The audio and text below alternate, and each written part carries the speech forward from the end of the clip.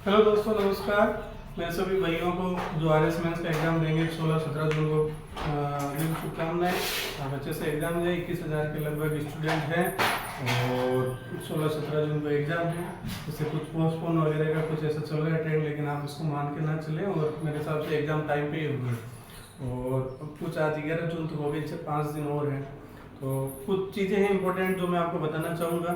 अगर 4-5 दिन आप थोड़ा उनको पेपर में ध्यान रखें या कुछ रिवीजन के अंदर ध्यान रखें तो वो आपके लिए हो सकता है बेनिफिट। और कुछ चीज़ें हैं जो मैं चीज़ें जो नेक्स्ट टाइम जो RS मेंस का एग्ज़ाम इस बार नहीं दे पा रहे हैं, नेक्स्ट टाइम देंगे, उनके लिए भी इम्पोर्टेंट है। 5-7 पॉइंट हैं तो मैं आपको बताता हूँ, तो थोड़ा ध्यान से देखिए आप। जैसे आपको सबसे पहले सिलेबस आपको अच्छे से ध्यान रखना है। क्या क्या टॉपिक है, क्या क्या किसके अंदर किस एक सब्जेक्ट के अंदर कौन सा टॉपिक है, आप उनको अच्छे से कवर कीजिए। सिलेबस आपको वैसे कह इतना आप पढ़ रहे हो तो आपको धीरे धीरे पता लग जाता है कि कौन से सब्जेक्ट के अंदर कौन सा टॉपिक है, कौन से पेपर के अंदर आ रहा है।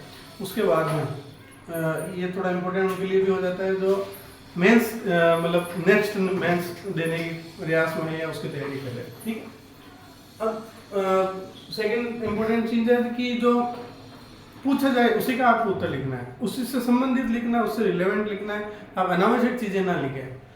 जो पूछा जाए आप कुछ और रहे हैं, उत्तर किसी और का देख रहे हैं। रिलेवेंट ही उत्तर लिखिए आप, और बॉक्स से बाहर नहीं लिखना है। जो बॉक्स से आपको जैसे दी जाती है पेपर, तो उसमें प्रश्न रहता है, नीचे उत्तर लिखने की जगह रहती है, तो आप उसी के अंदर उत्तर लिखें, उससे बाहर नहीं जाए, अलग से ना लिखें। फोर्थ पेपर इसके अंदर बहुत इंपॉर्टेंट है, हिंदी और इंग्लिश।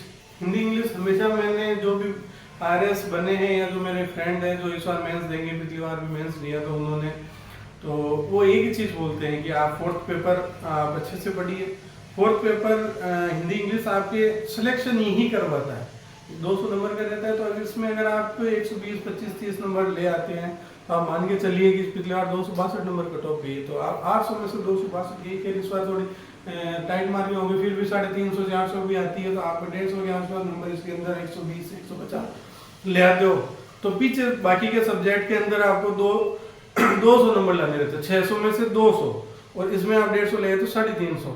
तो 600 में से 200, फिर इतना टफ टास्क नहीं रहता, फिर इजी हो जाता है। तो हिंदी इंग्लिश आप डेली पढ़ो, डेली रिवीजन करो, भले ही आपने अच्छे से कर लियो।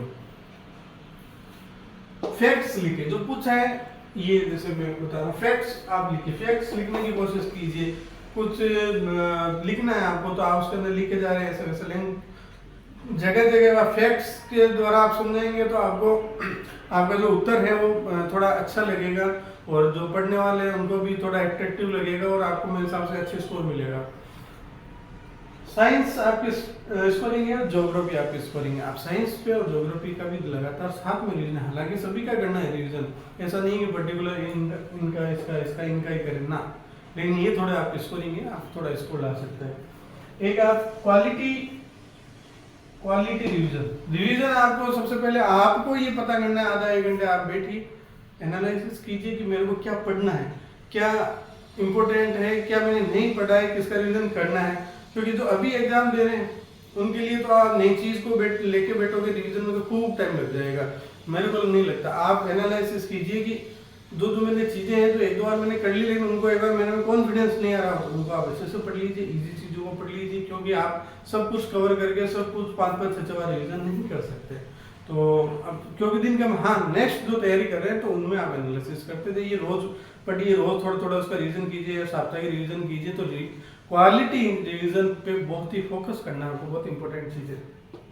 पर्सन अच्छे से पढ़े, 8वां अपना पॉइंट है, पर्सन बिल्कुल इंपॉर्टेंट चीज है। एग्जाम सेंटर में आपने तैयारी खूब की है, खूब पढ़ लिया, लेकिन क्या पूछ रहे हैं आप, क्या उत्तर दे रहे हैं, क्योंकि आप जल्दबाजी, क्योंकि थोड़ी घबराहट भी होती है एग्जाम सेंटर के अंदर, तो आप इस चीज का बहुत अच्छे से ध्यान रखें। आप पर्सन बहुत अच्छे से पढ़े, फिर उसका उत्तर दें, और जो पूछा जाए उससे रिलेटेड उत्तर दे, उससे रिलेवेंट उत्तर दे, उस बॉक्स के अंदर उत्तर दे। और जो हाँ एक चीज और अपने को ये भी ध्यान रखनी है कि इसके अंदर मैं डाल देता हूँ, चीज एक पूछे आप उसके 3 दे सकते हैं। एक पूछे उत्तर 2 या 3 दे, 2 या 3 दे का मतलब है कि मतलब जैसे 2 लाइन का उत्तर है तो आप 3-4 अगर खाली बच जाता है तो आप वहाँ पे उत्तर दीजिए। और जैसे किसी एक चीज के बारे में तो आप कुछ चीजें, आप ऐसा नहीं है कि महाराजा का जन्म कहाँ पे हुआ तो आपका जन्म लिख दिया, आप उनका जन्म कब हुआ, कहाँ हुआ, किनके यहाँ पे हुआ, ये चीज आप लिख सकते हैं, आपके पास स्पेस बचता है। आप इस चीज पे थोड़ा फोकस कीजिए। ठीक है दोस्तों, बहुत बहुत बेस्ट ऑफ लक, आप अच्छे से तैयारी कीजिए। और जैसे एग्जाम है तो शांत रहिए, और 5-6 दिन बाकी हैं, तो मेरे हिसाब से ज़्यादा कुछ करने का अलग चीज़ आप ना तो अलग सब्जेक्ट उठाइए ना अलग टॉपिक उठाइए, जो है उसका रिवीजन कीजिए। और आपको बेस्ट ऑफ लक इसके लिए। धन्यवाद।